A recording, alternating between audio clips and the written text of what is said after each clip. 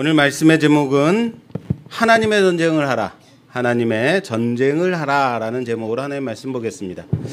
우리가 세상을 살아갈 때 가끔 이 방법으로 사는 게 더 낫지 않을까? 이렇게 하는 게 더 낫지 않을까? 라는 갈등을 할 때가 있어요.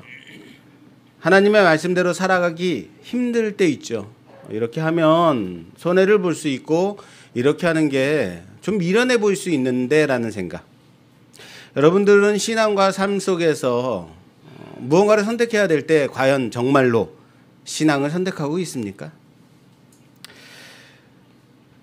황해라는 영화가 있어요. 이 영화는 좀 잔인한 장면들이 많이 나오기 때문에 굳이 찾아보실 필요는 없습니다. 그런데 제가 말씀드리고자 하는 것은 그 영화가 시작하면서 그 연변의 한 도시가 나오면서 주인공의 나레이션이 나오거든요. 나레이션이 이래요. 내가 11살 때에 동네에 개병이 돌았다. 우리 집 개도 개병에 걸렸는데 제일 먼저 제 어미를 물어 죽이더니 후에는 제 입으로 물어 죽일 수 있는 모든 것들을 물더라. 그러더니 나중에 사라지고 며칠 후에 삐쩍 마른 상태로 나타난 그 개는 천천히 드러누워 죽었고 나는 그 개를 묻어주었다. 어른들은 그날 밤에 묻힌 개를 꺼내어 잡아 먹었다. 다시 개병이 돌고 있다. 이렇게 나레이션이 나와요. 영화는 이 나레이션으로 시작해서 이 영화의 마무리가 어떻게 될 것인지, 어떻게 전개가 될 것인지를 짐작하게 하는 거죠. 결코 이 영화 쉽지 않겠는데 라는 느낌 받게 하는 겁니다. 주인공의 결말이 이거는 좋지 않겠어 라고 짐작이 가능하게 한다라는 거예요. 그리고 영화는 정말로 그렇게 비극적으로 끝나게 됩니다. 사사기를 시작하며 여호수아의 죽음, 그 이후에 새로운 세대가 시작됐다. 이렇게 시작이 되고 있지만 그 다음 세대를 이끌어갈 다음 리더가 있다 없다?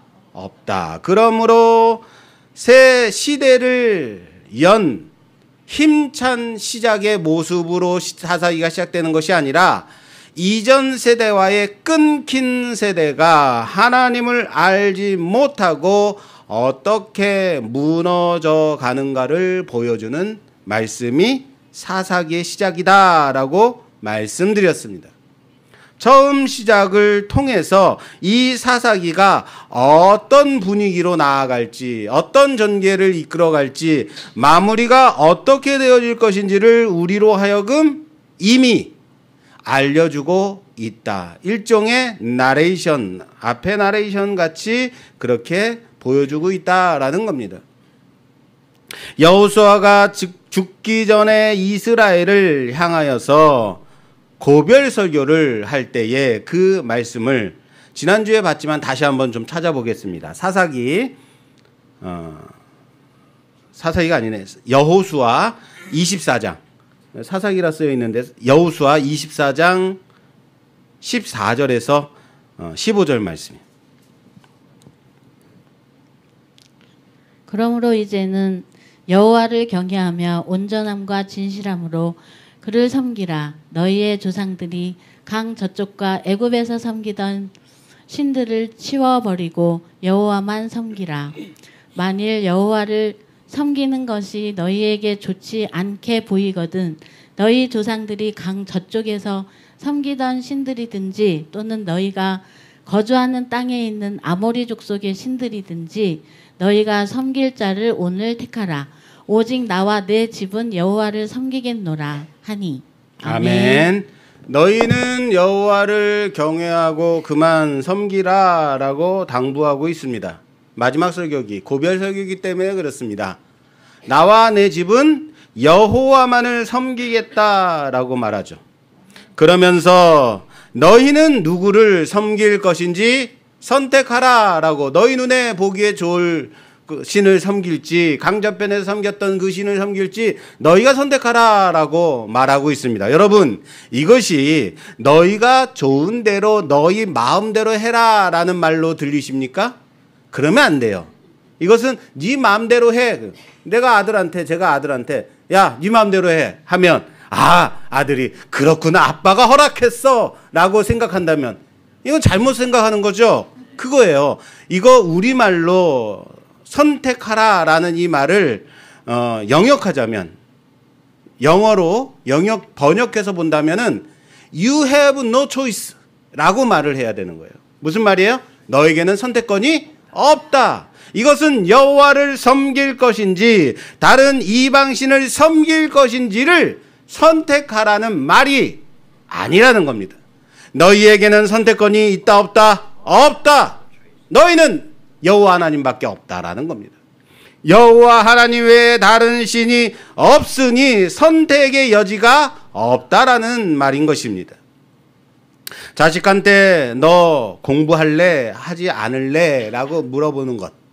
대학 갈래? 아니면 돈 벌래? 라고 가서 일할래? 라고 물어본다면 여러분, 그게 우리 가정이 지금 힘드니까 네가 가서 일을 해야겠다라는 것으로 들린다면 부모의 마음을 오해하는 거죠. 그런 부모는, 만약에 부모가 그렇게 자식한테 이거 할래 저거 할래라고 선택권을 주는 것이 아니죠. 그건 뭐예요? 선택을 하라는 말이 아니라 뭐예요? 이건 선택의 여지가 아니죠. 열심히 공부하라는 거죠. 내가 책임질 테니까 너는 공부나 해라 라는 말이죠. 강력한 의지인 거죠. 그것을 드러내는 말인 거예요. 물론 백성들이 여호와 하나님께서 우리를 친히 종되었던 애굽에서 인도하여 냈으니, 그리고 가나안 땅으로 인도하여 들이셨으니 우리는 여호와만 섬기겠습니다 라고 대답합니다. 몇 점짜리? 100점짜리 대답을 해요. 우리는 하나님만 섬기겠습니다 라고 말해요. 그러나 여호수아는 너희는 그렇게 하나님만을 섬길 자들이 아니다 라고 말해요. 오랫동안 그들을 광야에서부터 보고 여기 가나안에 들어오기까지 인도한 여호수아는 그들이 분명히 하나님을 떠날 것임을 아는 겁니다. 그들이 결코 하나님만을 섬기지 못한다는 것을 아는 겁니다. 결론적으로 여호수아는 이스라엘에게 반복해서 묻습니다. 이스라엘은 반복해서 그렇게 하겠습니다 라고 대답한 후에 세겜에서 언약을 맺고 여호수아는 죽습니다. 문제는 이스라엘의 대답이 틀린 게 아니라는 겁니다. 몇 점짜리예요? 100점짜리라고 그랬어요. 우리는 여호와만 섬기겠습니다 라고 말하는 것은 맞는 대답이다. 그런데 문제가 뭐냐면 너무 쉽게 대답하고 있다. 고민이 없다. 진지하지 않다라는 거라면요. 여호수아에게는 여호와만을 섬기는 것이 그렇게 쉽게 대답할 일이 아닌 거죠. 그걸 여호수아는 아는 겁니다. 나와 내 집은 여호와만을 섬길 것이다 라는 이 말에는 그 간절함이, 여호수아의 간절함이 들어있다라는 겁니다. 나와 내 집은. 그것을 전하고 싶은 간절함인 거예요. 그러나 이들은 너무 쉽게 대답하고 있더라라는 겁니다. 예수 믿어야 구원받습니다 라고 말하면 알았어 라고 대답하는 사람 보고 알았어 라고 쉽게 대답하는 사람 치고 제대로 예수 믿는 사람 보기 힘들더라 라는 겁니다. 치열하게 고민하고 논쟁하고 그리고 뭐 해야 돼? 정말 그러한가 깊이 곰곰이 되짚어가는 사람이 제대로 예수 믿더라 라는 거예요. 예수 믿는 것에 있어서 진지함이 있어야 돼요. 치열함이 있어야죠. 내가 가장 좋은 것을 선택하는데요. 생명을 선택하는 건데 진지해야죠. 물론 하나님 있는 거 증명하면 내가 믿을게라고 말하는 사람은요, 정말 믿고 싶어서 말하는 게 아니죠. 이건 차원이 다른 문제예요. 그건 안 믿겠다라는 말입니다. 그런데 이스라엘은 너무 쉽게 대답하더라. 고민도 깊이도 없는 대답하더라라는 겁니다. 아내가 저에게 무언가를 말할 때 저는 별 생각이 없으면 그냥 알았어라고 대답하고 맙니다. 그런데 그런 건 기가 막히게 캐치를 해요. 이렇게 말해요. 대답이 영혼이 없어. 아니, 내 영혼은 내 안에 있는데 내 안에 대답의 영혼이 없대요. 그런데 어쩜 그렇게 절 기가 막히게 파악하는지, 정확하게 파악하는지 몰라요. 심지어 함께 어디 나갔다가 집에 들어올 때 말입니다. 제가 걷는 걸음걸이를 보고, 여보, 지금 화장실 가고 싶지? 지금 빨리 집에 가서 화장실 들어가고 싶은 거지? 섬찟해요. 걸음걸이를 보고 내 상태를 파악하는 것, 이거 섬찟할 정도예요. 그런데 여러분, 여호수아는 이스라엘을 이만큼 아는 거예요. 너희는 결코 여호와를 온전히 섬길 자들이 아니다. 애굽에서 10가지 재앙으로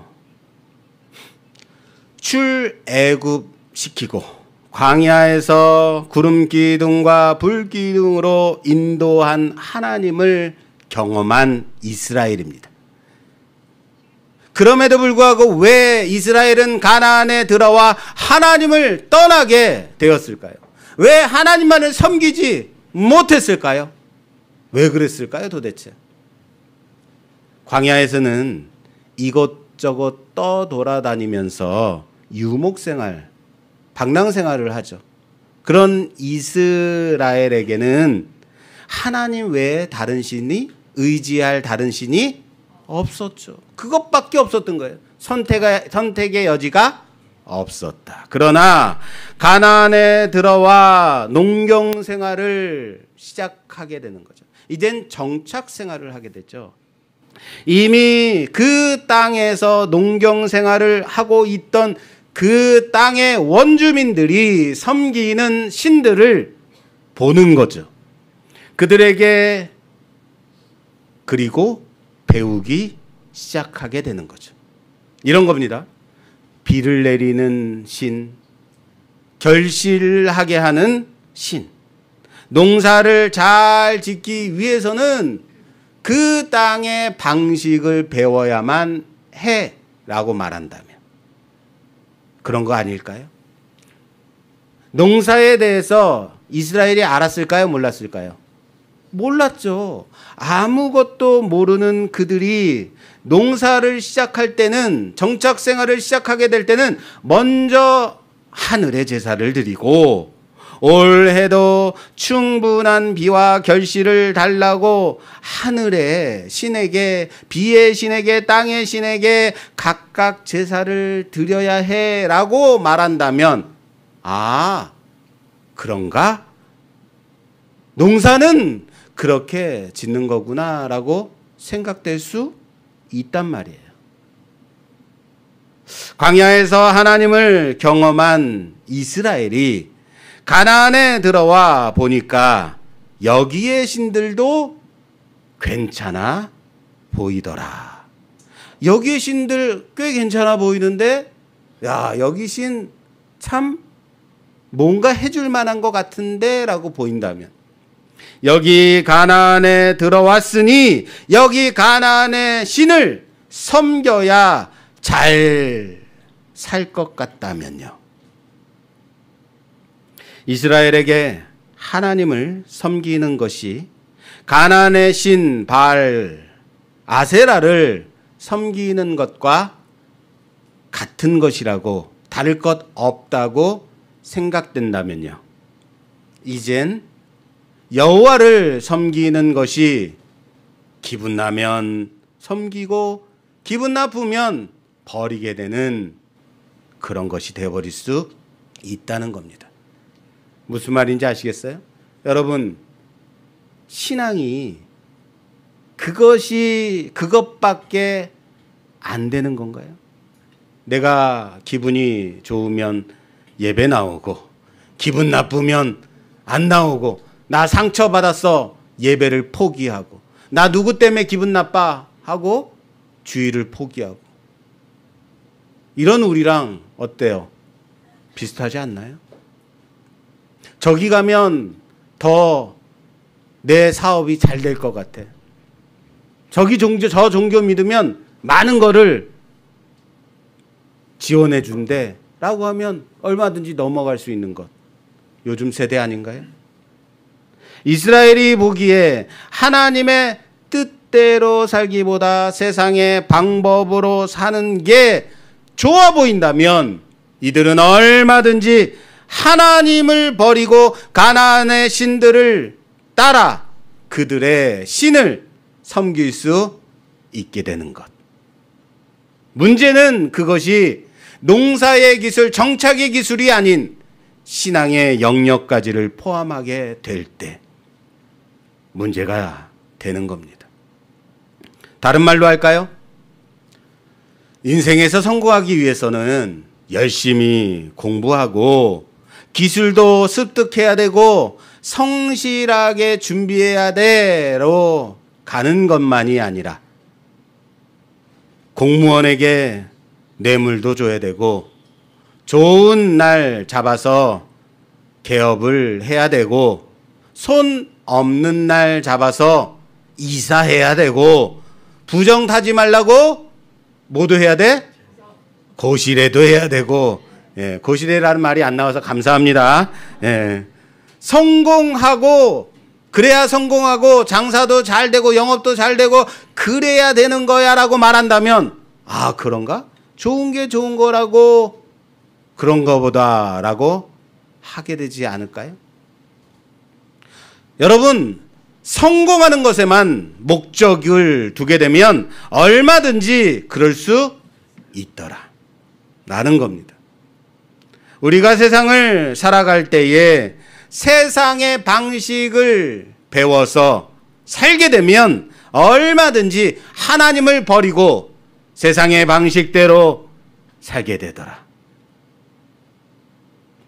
이스라엘에게만, 사사기의 이스라엘에게만 뭐라 그러지 마십시오. 어쩌면 이것이 우리의 신앙의 모습이 아닌가 점검해 봐야 된다는 것입니다. 우리 옆 사람에게 인사합시다. 점검해 보세요. 모술려 그러지 말고요. 여호수아 24장의 말씀을 다시 한번 보겠습니다. 여호수아서 24장 말씀입니다. 31절에서 32절 말씀 봉독해 주시겠어요? 이스라엘이 여호수아가 사는 날 동안과 여호수아 뒤에 생존한 장로들 곧 여호와께서 이스라엘을 위하여 행하신 모든 일을 아는 자들이 사는 날 동안 여호와를 섬겼더라. 또 이스라엘 자손이 애굽에서 가져온 요셉의 뼈를 세겜에 장사하였으니 이곳은 야곱이 백크시타를 주고 세겜의 아버지 하몰의 자손들에게서 산 밭이라. 그것이 요셉 자손의 기업이 되었더라. 아멘. 이스라엘이 여호수아와 장로들 곧 여호와께서 이스라엘을 위하여 행하신 모든 일을 아는 자들이 사는 날 동안 여호와를 섬겼다라고 말합니다. 여호와를 섬겼다. 그리고 요셉의 뼈를 가나안 세겜 땅에 장사하였다라고 말하고 있어요. 여러분, 믿음이 무엇이라고 생각하세요? 과연 믿음은 무엇일까? 믿음은 어떻게 드러나야 될까? 이겁니다. 여호와를 섬겼다. 그리고 요셉의 뼈를 장사하였다. 이겁니다. 다시 말할까요? 여호와를 섬긴 것과 요셉의 뼈를 여기까지 가져와 장사한 것은 같은 선상에 있는 것이다. 여기까지 믿음이라는 거예요. 그건 바로 지금까지 지켜온 믿음인 겁니다. 왜 이것이 믿음이 되냐면 창세기 50장 말씀에 가면요. 요셉이 자기의 유고를 여기에 장사하지 말고 가나안 땅으로 가져가서 장사하라고 당부하는 말씀이 나옵니다. 봉독은 하지 않을게요. 요셉은 애굽에서 총리로 죽었습니다. 그러나 그의 시체는 애굽에서 입관되었지만 그의 유언을 따라서 이스라엘 자손들은 그의 유고를 애굽에서 가지고 와서 여기 어디요? 가나안에 들어와 장사하였다라는 겁니다. 요셉이 죽은 지 이미 400년이 넘었어요. 400년이 훨씬 넘었어요. 그 상황이에요. 그럼에도 불구하고 그 한 가지 유언, 내 유고를 가지고 올라가라. 내 유고를 가지고 올라가라. 그 유언을 따라서 여기까지 온 겁니다. 여러분 생각해 보세요. 이들은 광야에서 몇 년을? 40년을 떠돌아다녔다고요. 그때도 뭘 갖고 다닌 거예요? 요셉의 유골 갖고 다녔어요. 가나안으로 들어와서 뭐 했어요? 싸웠어요. 수많은 전쟁을 했다고요. 그 수많은 전쟁을 치르는 가운데서도 무엇을 가지고 있어요? 여전히 요셉의 유골을 가지고 있는 거예요. 그 치열함 속에서도 이 요셉의 유골을 가지고 왔다. 여전히 지켜 보관하고 있었다라는 겁니다. 놀랍지 않습니까? 이 유골이 뭐 때문에? 이건 단지 유골에 지나지 않는 건데, 뼈에 지나지 않은 건데. 그런데 그것을 지키는 게 뭐예요? 그 유언을 지키는 것이 뭐예요? 믿음이라고요. 하나님이 너희를 이 땅에서 데리고 나갈 것이다. 그때 내 유골을 꼭 가지고 나가라. 그 믿음 지키는 거예요.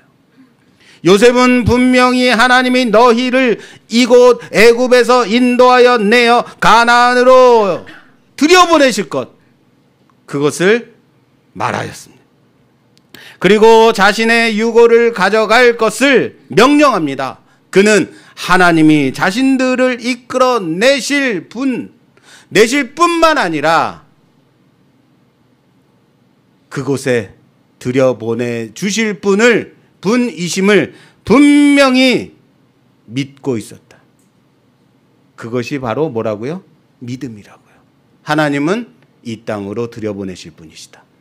그리고 그 믿음은 여호수아와 그와 함께 하나님을 경험한 자들이 생존에 있을 동안까지는 이 유고를 여기까지 가져와 장사 지낸 것과 같이 지켜졌다라는 겁니다. 그러나 문제는 이것은 반대로 여호수아가 사는 날 동안까지만, 그와 함께 하나님을 경험한 자들이 생존에 있을 동안까지만 여호와를 섬겼다라는 말이기도 합니다. 그렇습니다. 이스라엘은 요셉을 이어서 애굽에서의 종으로 400년을, 광야 40년을, 가나안 정복 전쟁의 수십 년간의 험난한 세월을 지내기까지 지켜온 그 믿음을 이젠 더 이상 지키지 못했다. 400년이 넘는, 40년이 넘는, 수십 년 동안 전쟁을 치를 때까지도 지켜왔던 그 믿음. 여러분 생각해 보세요. 종살이가 만만했겠어요? 광야 생활이 만만합니까? 가나안 땅을 정복하는 이 정복 전쟁의 기간이 만만하냐고요. 그럼에도 불구하고 무엇을 지켰다? 무엇을 지켰다고요? 믿음을 지켰다고요. 믿음을 지키는 것은 내가 잘 먹고 잘 살아서가 아니에요. 내가 살만해서가 아니에요. 그래서 지킬 수 있는 것이 아닙니다. 더 이상 하나님을 필요하지 않는 세대, 하나님을 의뢰하지 않고 알지 못하는 세대, 그게 가나안의 이스라엘이야. 왜? 왜 가나안에서 이스라엘은 하나님을 알지 못하는 세대가 되어버렸을까? 왜요? 여긴 광야가 아니니까. 이젠 가나안에 들어왔으니까 더 이상 절실하지 않으니까. 살만하니까 아닌가요? 그렇습니다. 우리는 절실하지 않으면 하나님 붙잡지 않더라. 살만하면 하나님 바라보지 않더라. 내 기도 제목 들어지면 더 이상 기도하지, 그래도 기도해야 됩니다. 그게 우리 아닌가요?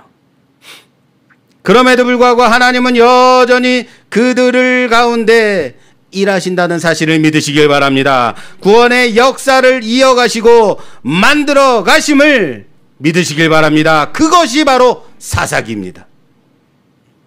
오늘 본문, 우리가 함께 봉독한 본문 말씀에는 가나안 땅의 첫 정복전쟁, 사사기의 첫 정복전쟁이 나옵니다. 여호수아가 죽은 후에 이스라엘 자손이 하나님께 우리 중에 누가 올라가 가나안인과 싸우리까라고 물어봅니다. 그랬더니 그렇게 시작이 되죠.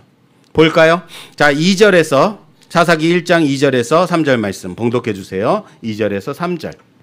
여호와께서 이르시되 유다가 올라갈지니라. 보라, 내가 이 땅을 그의 손에 넘겨주었노라 하시니라.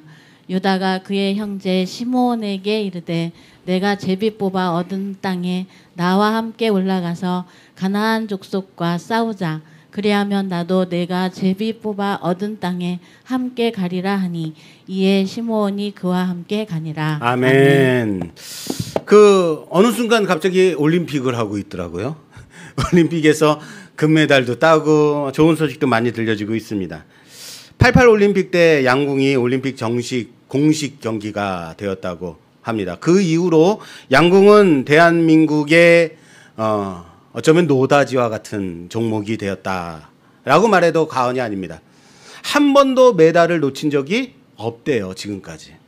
대단하지 않습니까? 근본 파리 올림픽에서도 전 종목 석권 모두 다 우리나라가 석권했다라고 합니다.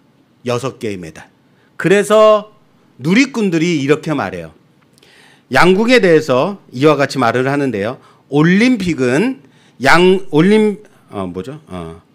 올림픽 양궁은 4년마다 전 세계 궁사들이 모여서 한국인에게 금메달을 수여하는 경이로운 행사다. 훌륭한 전통이다라고 말하더라고요. 전 세계에서 가장 강한 팀이 은메달을 따는 대회다. 대한민국을 가장 나중에 만나는 팀이 은메달을 따는 경기다. 전 세계에서 한국에 도전하는 행사가 바로 양궁이다라는 말들을 하더라고요. 심지어 여러분, 올림픽에서 금메달을 따는 것보다 대한민국 국가대표가 되는 것이 더 어렵대요. 그게 무슨 말이에요? 그렇다면 대한민국 양궁 국가대표가 되었다면 이미 메달권에 든 거죠. 그게 한국 양궁의 저력이죠. 하나님은 유다로 올라가라 라고 말씀하셨습니다. 누가 먼저 올라갈까요? 유다가 올라가라. 유다가 올라가라. 하나님은 유다로 올라가라고 하셨고, 덧붙여서 보라, 내가 이 땅을 그들의 손에 넘겨주었노라. 할렐루야. 유다의 손에 넘겨주었다라고 말씀하세요. 내가 넘겨줄까 말까도 아니라 내가 이미 그들의 손에 주었다. 이 수중에 있지 아니하느냐라고 말씀하시는 거예요. 이만큼 확실한 게 어디 있습니까? 유다는 대한민국 양궁 국가대표가 된 겁니다. 내가 너한테 금메달을 주마. 어서 올라가라. 시상대로 올라가라. 금메달이다라고 올라가면 되는 것이다라고 말하는 거죠. 그런데 유다 지파는 시므온 지파에게 같이 올라가자라고 말합니다. 그러면 나도 네가 나중에 제비 뽑아 얻은 땅에 올라갈 때 나도 함께 올라가 주마라고 말해요. 그리고 이 계약이 성립이 돼요. 그리고 시므온 지파는 유다와 함께 올라갑니다. 여러분 생각해 보세요. 유다가 올라갈 때 유다와 누가 올라갔다고요? 시므온이 올라갔습니다. 요거 잊지 마세요. 그러면 그 결과에 대해서 말씀은 뭐라고 말해야 될까요? 유다와 시므온이 올라갔다. 유다와 시므온이 함께 전쟁에 임했다. 유다와 시므온이 함께 싸워 이겼다라고 말해야지 맞죠? 그런데 4절 볼게요. 4절에 보면 유다가 올라가매 여호와께서 가나안 족속과 브리스 족속을 그들의 손에 넘겨주시니. 누가 올라갔다고요? 못 들으셨어요? 누가 올라갔다고요? 유다가. 8절 볼까요? 8절. 유다 자손이 예루살렘을 쳐서 점령하여 칼날로 치고 그 성을 불살랐으며. 누가 쳤대요? 유다. 9절. 그 후에 유다 자손이 내려가서 산지와 남방과 평지에 거주하는 가나안 족속과 싸웠고. 누가 싸웠대요? 유다. 시므온 있어요, 없어요? 없어요. 10절. 유다가 또 가서 헤브론에 거주하는 가나안 족속을 쳐서. 보이세요? 어디에도 시므온과 함께 올라갔다, 시므온과 함께 싸웠다, 시므온과 함께 싸워서 이겼다라고 말씀하고 있지 않다라는 겁니다. 무슨 말인지 아시겠어요? 이 싸움은 유다 혼자 올라가서 싸우면 되는 전쟁이라고요. 유다 너 혼자서 올라가면 되는 전쟁이야. 금메달 시상대회는 혼자 올라가면 돼.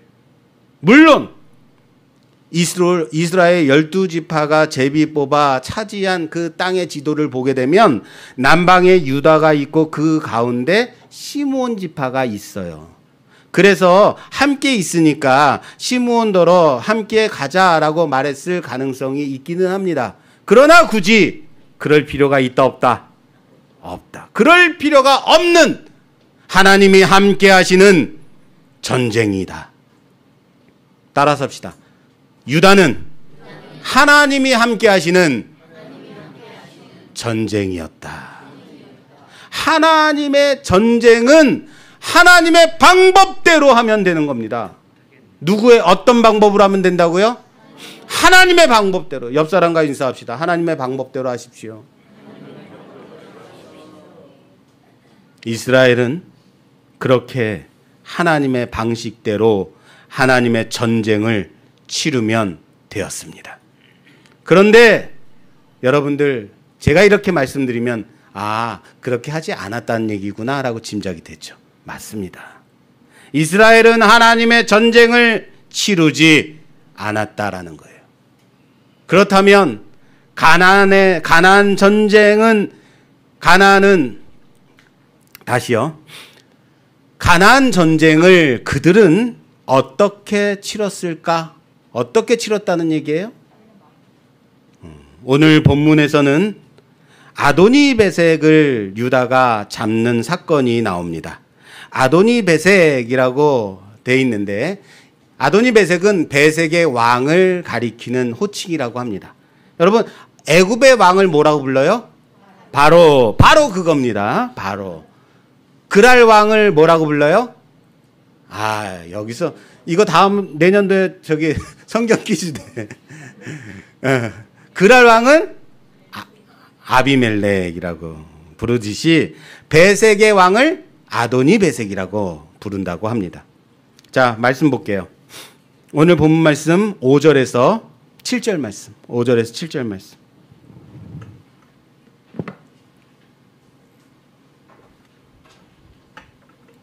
봉독해 주세요. 1장 5절에서 7절 말씀. 또 베색에서 아도니 베색을 만나 그와 싸워서 가나안 족속과 브리스 족속을 죽이니 아도니 베색이 도망하는지라 그를 쫓아가서 잡아 그의 엄지손가락과 엄지발가락을 자르매 아도니 베섹이 이르되 옛적에 70명의 왕들이 그들의 엄지손가락과 엄지발가락이 잘리고 내 상 아래에서 먹을 것을 줍더니 하나님이 내가 행한 대로 내게 갚으심이로다 하니라. 무리가 그를 끌고 예루살렘에 이르렀더니 그가 거기서 죽었더라. 아멘. 자, 아도니 베섹의 어디를 잘랐대요? 엄지손가락과 엄지발가락을 잘랐다고 합니다.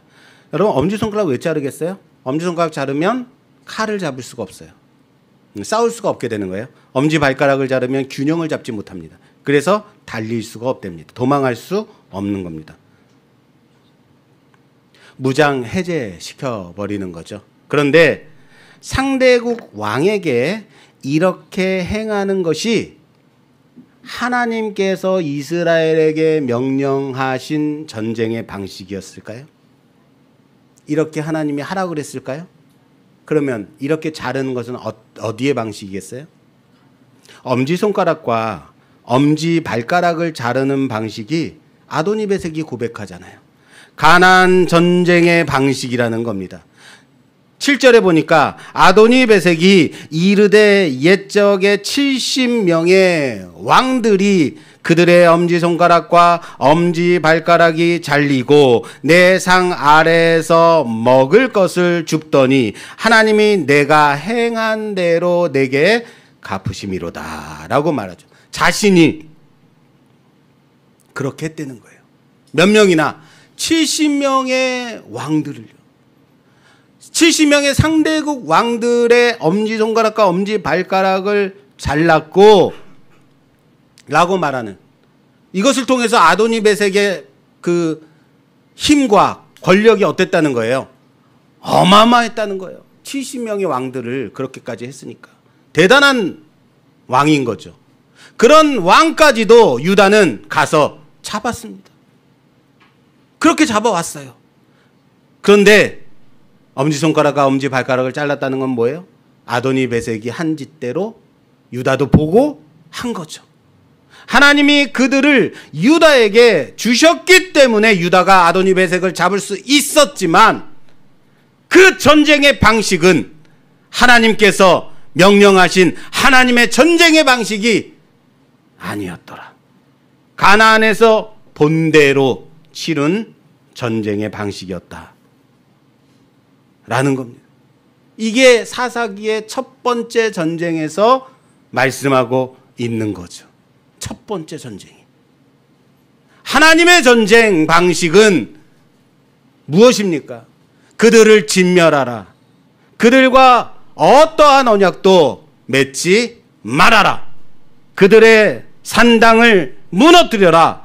그들의 신들을 불태워버려라. 이곳을 구별된 땅, 하나님의 거룩한 땅으로 회복하라.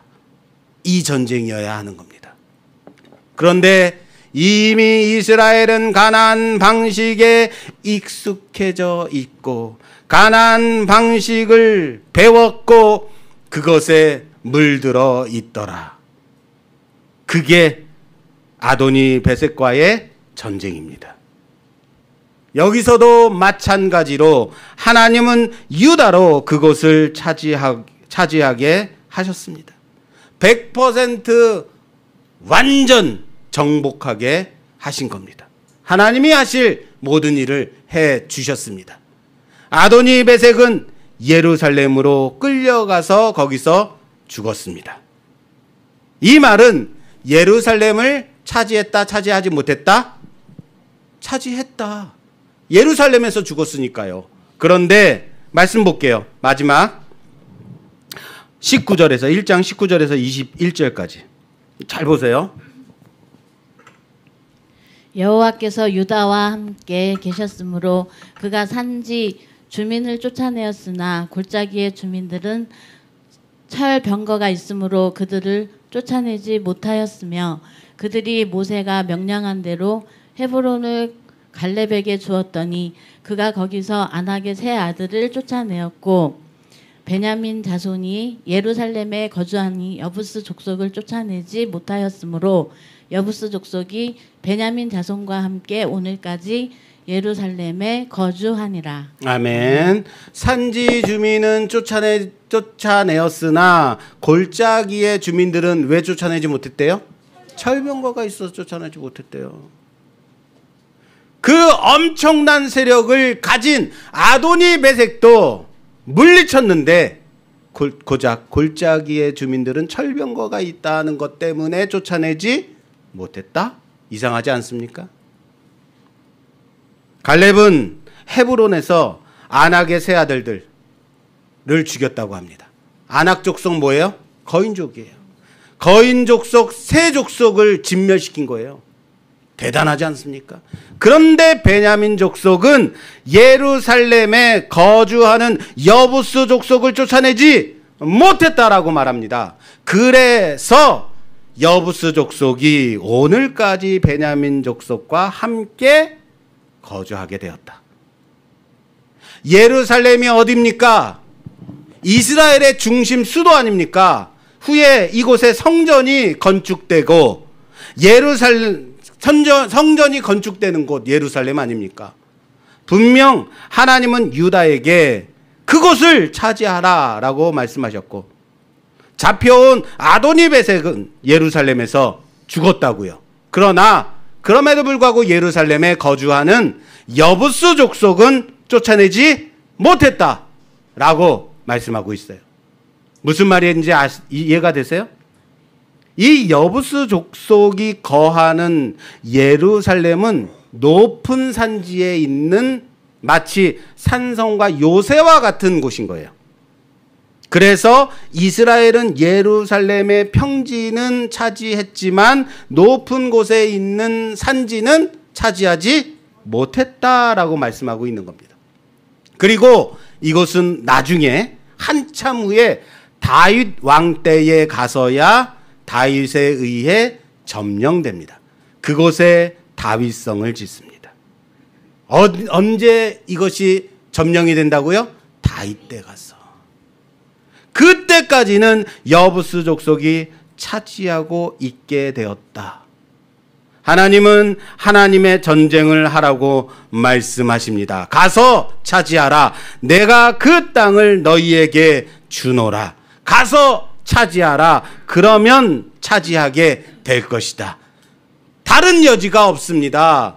굳이 다른 지파 형제 데리고 갈 필요 있다 없다? 없습니다. 하나님은 차지하게 하실 겁니다. 그런데 하나님의 전쟁을 하지 않게 되면 그곳에 세력이 보이게 되고 철병거가 보이게 되고 산성이 보이고 요새가 보이게 되는 겁니다. 하나님의 전쟁 방식이 아닌 가나안의 전쟁 방식, 세상의 방식을 따르게 되면 산이 높아서 무기가 강해서 철병거가 있어서 우리는 적고 약해서 차지하지 못한다로 가게 되는 겁니다. 사랑하는 여러분, 무엇을 놓쳤는지 아시겠습니까? 무엇이 잘못됐는지 아십니까? 하나님을 놓친 겁니다. 따라서 합시다. 하나님을 놓쳤습니다. 보이는 것만 보고 보이는 것에만 의존하고 그곳의 방식대로 싸우게 되면 그것이 세상의 방식입니다. 그러나 하나님은 이스라엘에게 하나님의 방식대로 하나님의 전쟁을 수행하라고 말씀하셨음을 믿으시길 바랍니다. 우리에게도 지금 보이는 그것 핑계하지 말고 하나님이 너희에게 주신 그 땅 가서 밟으라 라고 말씀하시면 밟으면 되는 겁니다. 그게 하나님의 방식이며 하나님의 전쟁임을 믿으시기 바랍니다. 비록 우리의 발이 세상을 딛고 있지만 그렇다고 세상의 룰을 따라 세상의 방식대로 싸울 필요는 없습니다. 이 땅을 회복하는 전쟁의 방식은 오직 세상의 방식이 아닌 하나님의 방식대로 싸우면 되는 겁니다. 여전히 사사기는 과연 너는 누구를 왕으로 삼고 섬기며 살겠느냐? 우리들에게 묻고 있다면요. 세상을 두려워하고 물질을 사랑하며 왕이 없어 자기 소견에 옳은 대로 살아가는 사사기의 시대가 아닌 하나님을 왕으로 삼고 그 왕의 뒤를 따라 최후 승리 얻는 그날까지 하나님의 전쟁을 치르는 우리 모두가 되기를 주님의 이름으로 축원합니다. 우리 모두가 하나님의 방식대로 하나님의 전쟁을 치르는 자들이 되기를 주님의 이름으로 축원합니다. 축원합니다.